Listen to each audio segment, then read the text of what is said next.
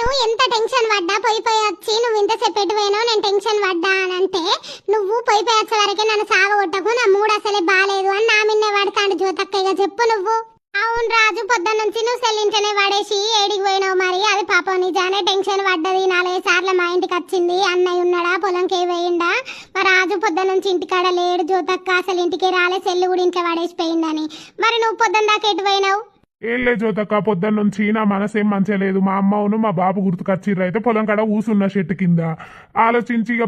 బాధపడి ఇంటికి వచ్చే వరకు నా మూడేం మంచిగా లేదే అంటే నువ్వు ఇంతసేపు ఎవరి దగ్గర పోయినావు ఎవరినో ఉంచుకున్నావు అందుకే ఇంటికి చక్కగా అత్తలేవు అని లొల్లు పెడతాంది. ఇక నేను 4 మాట్లాడిన వల్ల నేను సత్తా అని మంది అవుతా అని ఉరుకుతాంది. ఇక నేను ఏం చేయాలి చెప్పు దీంతో? అవునే రావా చిన్నదానికి మంది అవుతా అని ఉరుకన్నానే ఎందుకు వచ్చింది మీ ఇద్దరికి లొల్లి చెప్పు? రాజు గసంటోడు కాదే చిన్నప్పటి నుంచి మేము చూస్తలేము ఆయన గసంట అలవాట్లు లేవు. ఓ నీకు తెలియదు జ్యోతక్క ఈ మధ్యలో ఇంట్లో చక్క ఉంటలేడు మూతి మార్చుకొని ఉంటాడు ఊకే పోయి వచ్చినావు నన్ను టెన్షన్ పెట్టినావు పొద్దున్న దాకా ఎటువైనావు అన్నందుకు అప్పప్ప నా మీద పడ్డాడు జ్యోతక్క నీకు తెలియదు ఈయన గురించి దొంగ బాడక గురించి తెలిసేదేం లేదు నాడు ఇంట్లోకి నాడు ఈ బజెట్లలో లేని సప్పులేకి ఇంట్లో బొర్రి ఆ దొంగ ముండా నాకు దొరకాలే దానికి ఉన్నీనికి చెప్పులు మెడకెత్తా. అగ చూసినవా జ్యోతి ఎట్లా మాట్లాడుతుందో ఇది నేను ఎవతను ఉంచుకున్నా చెప్పు చిన్నప్పటి నుంచి నన్ను చూస్తలేలా మీరు ఎవతను ఉంచుకున్నట్టు ఇది మాట్లాడుతుంది ఇది గింత పని చేయదు ఇంట్లో పోయి వచ్చే వరకు అన్నం కూర కూడా నేనే వండుకుంటా ఇల్లాకిలు నేనే ఊడ్చుకుంటా బట్టలు నేనే జాడి చేసుకుంటా ఇదేమో పని చేసినట్టు ఇంకోడు మగోడు అయితే దీన్ని ఇరుగదు అన్నటోడు ఏం పని చేత కదా అని నీకు అని